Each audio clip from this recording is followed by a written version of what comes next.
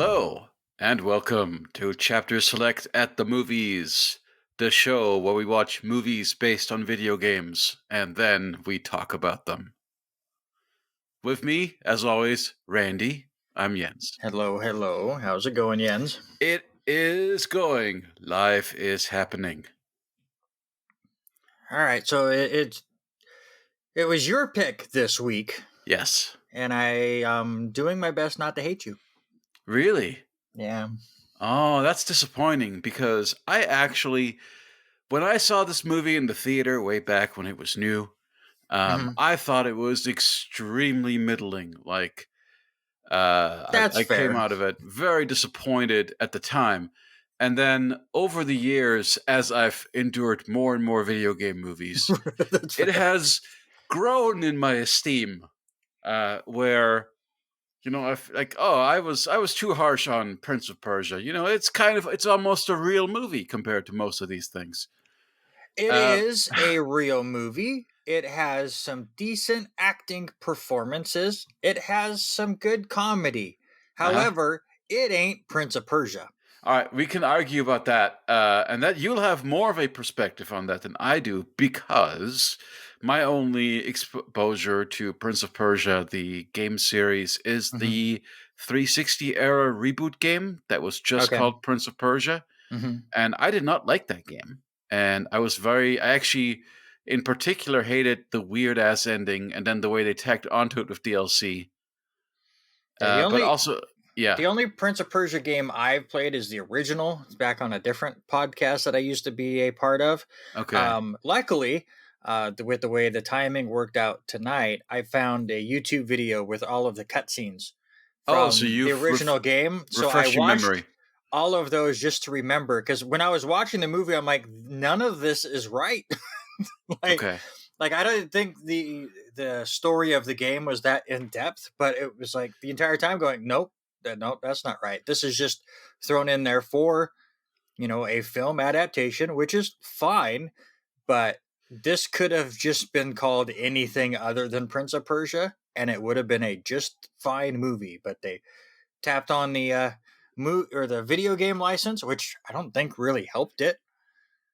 But it definitely was not the only thing that it has connections with Prince of Persia is the dagger with the sand in it. That's it. It's the only Okay. thing connected. He doesn't even manipulate time very much in the movie. The No, it dagger in was the movie unneeded. is it's more of like your standard MacGuffin that, if misused by the bad guy, will destroy the whole world. Yep. Whereas in the game, he probably would be using that dagger nonstop to do cool stuff. But here, it really is relegated to a couple of key scenes. Hmm. But before we get into all that, as I don't mind this movie, I have never really compared it to the story of the video games. Um, what I think it's trying to be more than anything, it's like kind of somewhere between the Pirates of the Caribbean and the Mummy, like the Brendan Yes. Fraser, the Hmm. Mummy. It's like sitting right between those two stylistically to me. Hmm. And in fact, there's a lot of stuff where it's like, yup, it's Jerry Bruckheimer.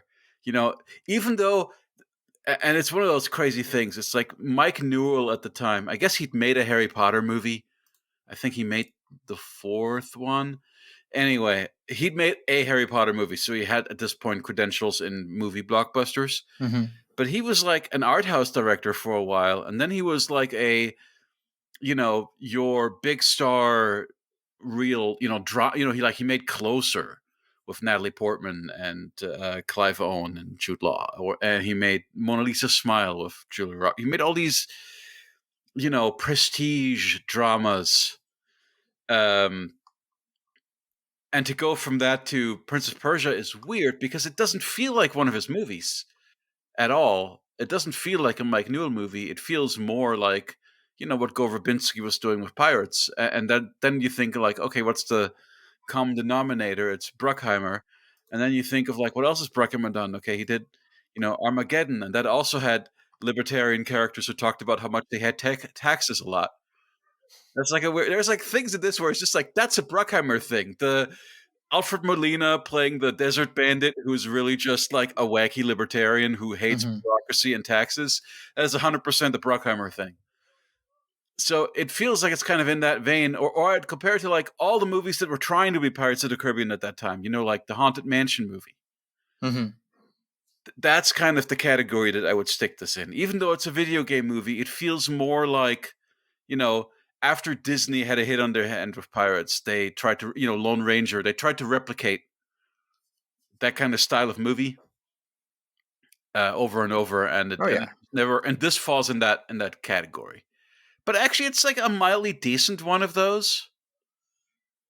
So you're kind of okay. So let's just go through the story, I guess, Yes. and Let's then go we can for it. then you can tell me how it's all wrong. But let's just go through the story. So you got basically three brothers. Uh, Wrong. the Oh, did he you want me to wait till you were done to tell you things are wrong? no, tell me the things are wrong immediately. That It's was it. been you saw it more recently. That the Yeah. fact that it's three brothers. Yeah. Okay, it's two brothers and one adopted brother. That's also. If you want to go, I was talking about if you want me to tell you if it was wrong from the game. He- Oh yeah, no! Let me get. because we Let could me. do this. We could do this a whole podcast. I could just say wrong because it happens a lot. No. Let's not do that. That'd be too disruptive. Well, I Let me will just just. say this. I'll throw it out real quick. He's not adopted in the game. Uh-huh. He is just the son of the king. By the way, the evil person, which in the movie and the game are both the most obvious evil person you've Uh-huh. ever seen. Well, it's Ben Um, Kingsley, so obviously. yes, but Other than being Gandhi, I don't. I have a hard time thinking of. I guess he was the father in House of Sand and hey, Fog. if you've ever played Civilization, you know Gandhi is not good either. So, No. He's a bastard. but to be fair, just throw it out there. Again, he is not the brother of the king like he is in the movie. He is just the advisor. It's just this whole movie was like, He well, he's basically. there's not a lot of story in this video game. So what do we do? Well, we make our main character an orphan. That will give him And they give him the more Aladdin feels kind of and origin story with the uh, being chased through the market, but then he comes across the king who's doing a tour of the grounds for some yeah. reason, and the king recognizes greatness in him and adopts him as one of his own. Like totally happens in Oh these yeah. kind of scenarios, right? We always see people just ignore class And like that, but the two brothers are totally cool with it, and it's the well, uncle that absolutely hates it.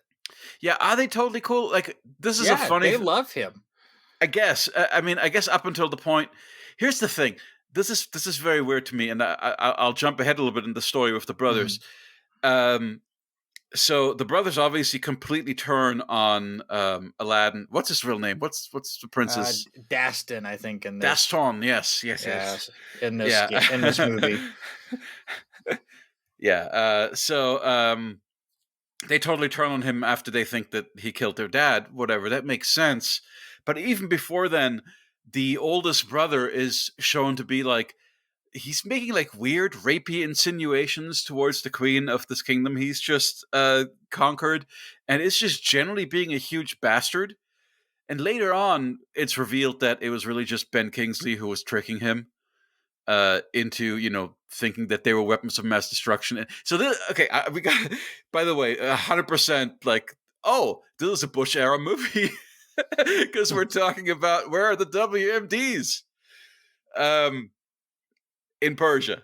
But so we start out. We've got these three brothers. One of them was adopted. He was a street urchin. The king took him in because he saw greatness in him, and Hmm. now he's one of the family. And no one had a problem with this up until things start to go wrong, which is about now because Ben Kingsley has convinced them that this Persian, this rival Persian kingdom, um, that I don't even remember if it's named or not, but that they've got some kind of weapon hoard that they've been importing from some other group, and they're gearing up for war, and they're secretly arming themselves, and there's like a stash of these weapons hidden away somewhere.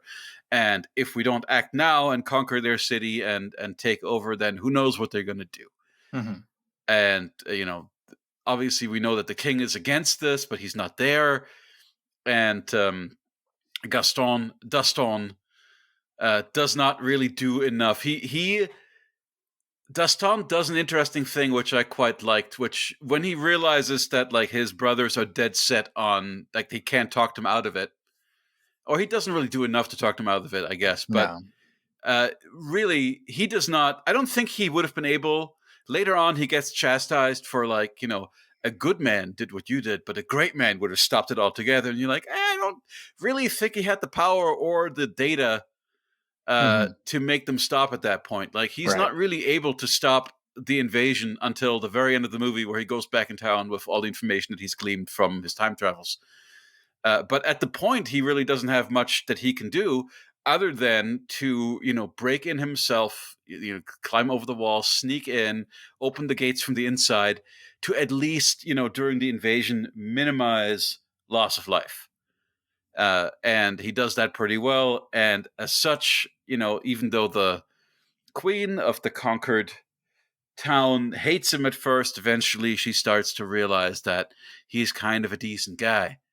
And when he is then framed for the father's murder, so at the point where the father takes the crown, is supposed to take the crown, he's his brother gives him this like shawl for him for his, or like this like robe for his dad to put on, and the robe is poisoned, so he like Hmm. melts away into a shriveled little nothing thing, in great pain. There's like just it's like the most dramatic, it's like the whatever acid is lining this suit is just like crazy. This guy, it's like the green balls from The Rock or something. The way this guy starts disintegrating and smoking from this robe. But yeah, so he gets poisoned, and then of course Dastan is blamed for it. He thinks it's his brother because the brother gave him the rope, but really the rope got the brother from. I mean, the brother got the rope from Ben Kingsley. So Ben Kingsley's behind everything, but at this point he's like, I have some use for this hot princess. I will force her to marry me for my harem and all this stuff. So it's like really, I don't know. I feel like they cheat a little bit with the depiction of this character, as far as like, you know, at the by the beginning of the third act, pretending that he was good all along. It's like, I don't know. There are some real red flags of his behavior, regardless of whether he's been deceived or not. Right? Right. No, I Anywho, mean, obviously the brothers. I mean, it just shows anytime you have a chance at power, it, the whole corruption deal, and that's exactly what Ben Kingsley is trying to do. His character is like, hey, if I can tell these brothers that, hey, you can become king if you do this, it's going to be great. It's going to be hmm fantastic, and then they think of the power that they can obtain, and then they do stupid shit. yep. And the thing I really love throughout the movie, it's almost like a running joke, though I don't think it was intended as a joke, is that every time that Daston convinces one of his brothers to come onto his side, like convinces them of the truth, Hmm. convinces them of the fact that Ben Kingsley was behind it, or just that he's not guilty, as soon, like 30 seconds after they realize, after they're on his side, they will get murdered. Like he turns every one of his brothers, he turns to his side where they're like, oh, Dastan, really, you're really the, we've been deceived, and we're on your side now. Up, arrowed. There's just Hmm. instantly an assassin will show up and throw some daggers or whatever in their chest, so that as soon as so he doesn't have any allies, right? As soon as he's got a brother on his side, we've got to dispose of that character instantly, so they're out of the story. But not that it matters, since he's gonna, turn everything that happened back at the end anyway. Um, but the way he does this, and I don't even remember how he just kind of like gets this dagger in the invasion. This dagger kind of falls into his lap, and it's just a dagger with a handle that's got like an hourglass full of sand in it, Hmm. and a big, ridiculous, fat red gem button at the top. And when you press the gem button, it makes time go backwards, and you can use that to cheat in fist fights and stuff, which he does a lot. He does a lot of well, not a lot, but in key moments, when he like loses a fight or is just about to lose a fight, that's Hmm. usually when it comes into play. And yeah, he's got this dagger, and he and the queen go on the run, and then they're in the desert for a while, and they meet the libertarian desert pirates. Which was And the again, best there's part of a the whole movie. well, because Alfred Molina's fucking awesome. He's a God, great character, great actor. so good. Also, it's the best set piece of the movie, because I thought the ostrich race was like a genuinely cool thing. Like, I'd not seen an ostrich race in the movie before, and it was done really well.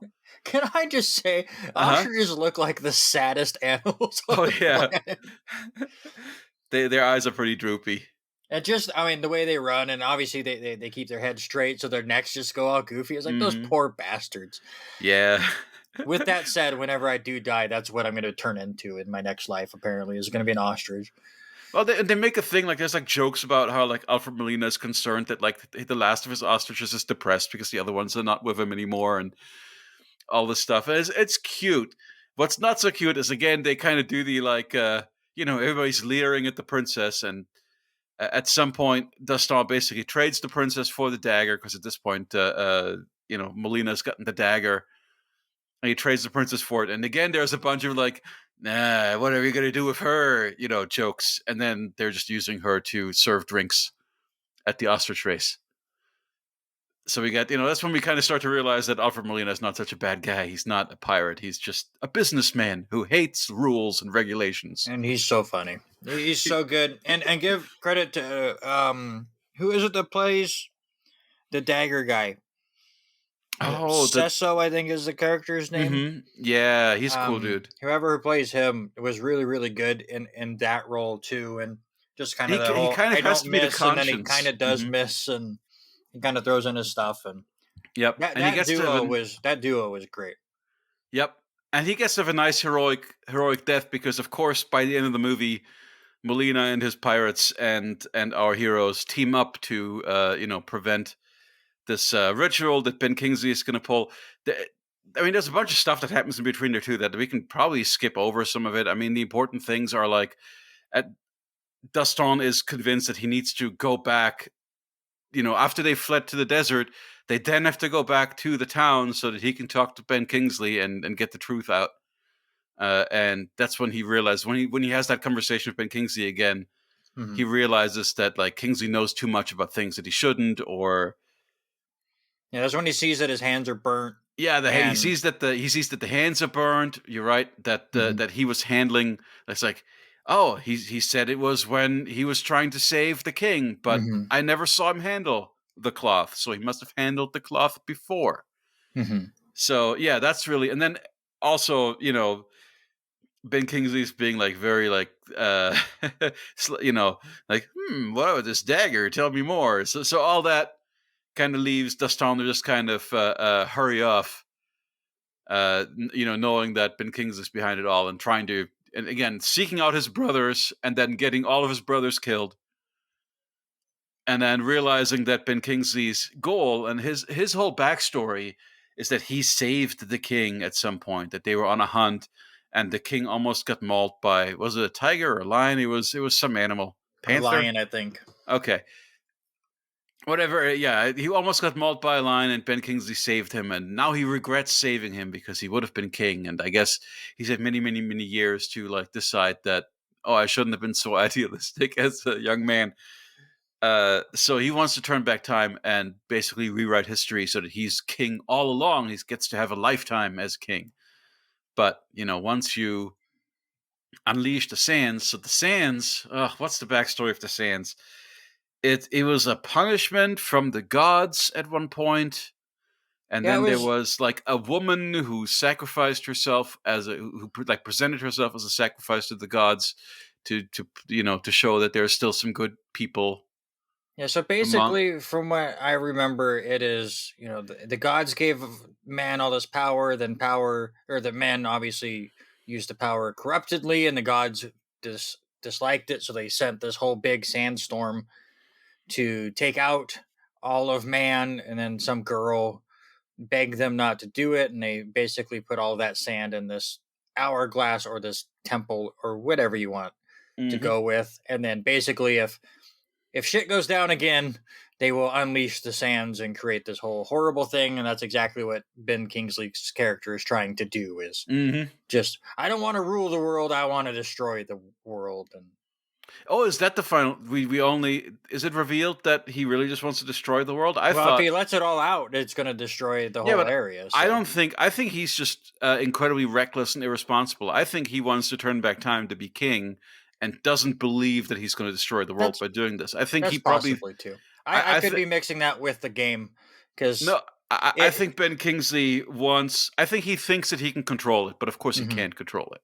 Yeah, That like I was my said, reading of it. that could be me mixing it in with the game's plot because the game's plot is he tricks the main character who is nameless in the games. I don't care Oh what yeah, they yeah. named it in the movie, Well, but real quick, so y- basically he tricks him into putting the dagger into the hourglass at the beginning of the game, mhm. and instead of creating a big giant sandstorm, it turns everyone into zombies.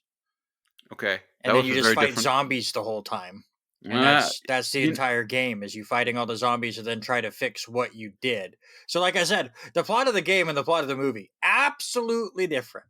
Other than the Ben Kingsley's character, who is not the brother of the king in the game, is mhm. wanting to have And full you're just control of the. stuff.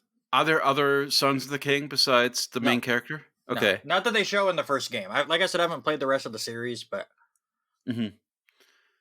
Now, yeah, I don't really. I barely remember what the one that I played was about. I mhm, just remember it had a lot of. I remember that the way that the 2008, I think, was it mhm. 2008 or 9? The way that that reboot Prince of Persia was laid out, it kind of turned the entire game into a long QuickTime event That's a lot of that game.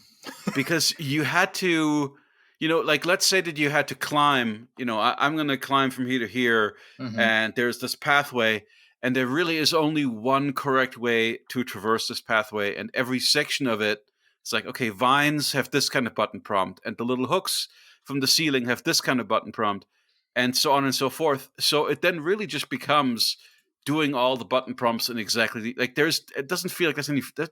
It never felt like there was any freedom to it. That was my big complaint with it. It felt like do this predetermined series of button prompts to traverse this environment mhm. and do it perfectly, or you get set back a little bit. Yeah, So the it just reboot. felt like a long QuickTime event the whole Yeah, game. yeah, the reboot came out in 2008, which is a couple of years after Resident Evil 4 really pushed the QuickTime event stuff forward. The Sands of Time, which this movie is supposed to be based off Mhm. of, was 2003, and really built like the parkour stuff. It was before Assassin's Creed, I'm pretty Yeah, sure, I and do want to talk about the parkour stuff. This movie has parkour stuff in it, mhm. and I will say this: it didn't impress me back in the theater in 2006. But having since watched the Assassin's Creed movie multiple times, once with you, uh, it really makes the parkour stuff in this movie look great by comparison. Like, it really makes me appreciate that. Like, I can see I can follow what's happening. It's like filmed normally. It's got a decent color palette. The stunts are well done. Like, in fact, I will give this movie this. Like, it's not like it has the greatest action set pieces, but what is there is very well put together. Like, Mhm. highly competent as far as just, your basic film craft, editing, cinematography, film score. The score is great. It's Harry Gregson Williams of Shrek fame. Um, so and I enjoyed that quite a bit, but it also it was kind of drifting. It felt like it was doing. Maybe that's why I was thinking of the Mummy and Pirates of the Caribbean because the soundtrack reminded me of both of them. There you go.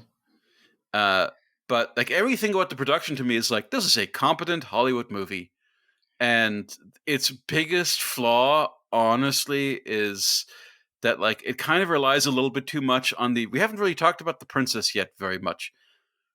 The princess is played by Gemma Arterton. Gemma Arterton is a British actress that I actually really love.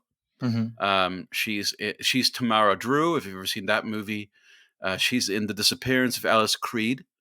She's actually a really fantastic actress, and I think her character in this doesn't really give. Even though she actually gets more to do than I remembered. Like she gets quite a bit to do in the first third of the movie. But there's too much excuse me, princess business going on. Too much of the Yeah, we're, that's a we're- lot of Jerry Bruckheimer movies again. I mean, yeah, National Treasure's the same way. All the Prince or Pirates of the Caribbean movies are that way. It's just, yeah, you have to have the two love interests really just bicker the whole antagonize each time. Yeah. other and Hmm. bicker, and he that's what he finds his comedy, and it Yep. happens a lot. Yep. There's a lot of it, and I will give it credit again. Going back and watching the cutscenes of the Prince of Persia game. That the princess and your main character do bicker. Okay. So that is a thing.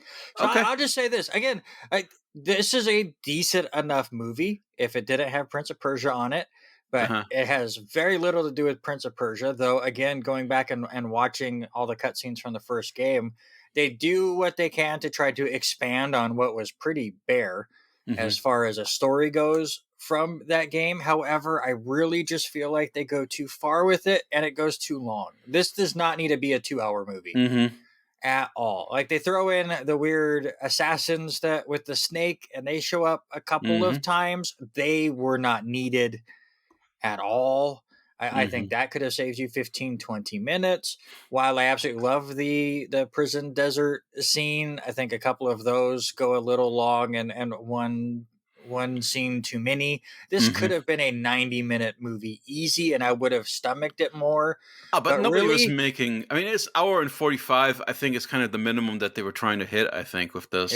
it's too long. It was by the end of it I was looking at the watch and going, all right, I'm over it. If they would have hit 90 minutes on this thing, I think it would have flowed But you better gotta and it you would have gotta been better. realize this is at a time when exactly this like genre of adventure movie was getting longer and longer. You Yep, know, it's Pirates brutal. of the Caribbean movies were going from like 220 to like 2.5 to Yep. three That's hours. it's also why they aren't being made anymore. Well, yeah, now they aren't. There's all sorts of reasons for that. You know, once And Depp and was gone, they couldn't really and comic book movies took over, but that too. Oh, and those are also super long. So oh man. actually, this to me feels like a pretty average movie for length. But I agree. Would it be better if it were 90 minutes and just kind of a snappy? You know, with a 90-minute movie, it's a lot more forgivable because it just, Hmm. even if it's bad, you're moving along really fast, Hmm. and it's at least the plot's moving forward. Where you're right, there's quite a bit of what you might describe as filler in Hmm. this. Um, but what I was trying to get at with the casting, as I said, I love Gemma Arterton. I just felt like she wasn't really used correctly, and of course they Yeah. basically put her in brown face to be a Persian princess, which is the same thing with just the whole like why Jake Gyllenhaal. I mean, I realize it's a tired complaint. Well, it's a lot of it is you just go look at how much movie this made. I mean, how much money this movie made? Yeah. The movie made a bunch of money. And it did Uh, well. I mean, it didn't do like amazing, but it did well. what budget 150 to 200 million and box office was 336 million. Yeah, it's a So success for sure. it's a success, which a lot of that comes on to hey, Jake Gyllenhaal is hot right now. Let's go Yeah, yeah. I mean, watch him. I can see what Taylor Swift saw in him at this time. So I mean that's the reason why Jake Gyllenhaal. I mean, obviously, luckily, I think you know Hollywood is going away from that a little bit, and we're not whitewashing all these movies as much as we used to. But It's that was just 100% amazing that we were why. still whitewashing in 2006. It just Yep. feels too recent, but I guess it was the style at the time. Yep. All So, right. sirs, it's time to rate.